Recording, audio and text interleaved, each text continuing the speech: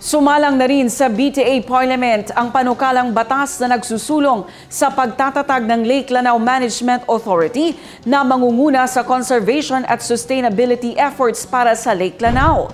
Nasa Committee on Rules and the Committee on Environment, Natural Resources and Energy na ang panukalang batas na inihain ng Government of the Day.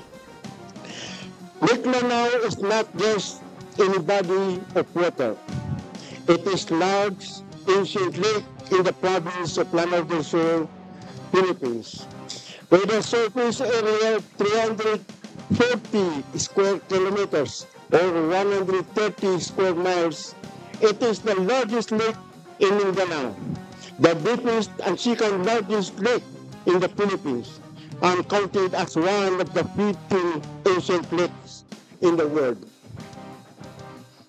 The natural water resources of the lake are the four major rivers from the municipalities of Lamay, Taraca, Gatapuna, Bayabao, and Masio, and the tributary streams and creeks.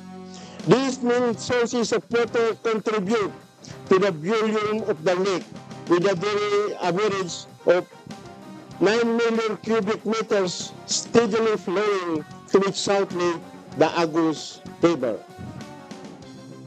As the largest freshwater lake in the region, it empowers the hydroelectric plants that supply energy power beyond its borders. It supplies the 6 hydropower plants of the National Power Corporation, generating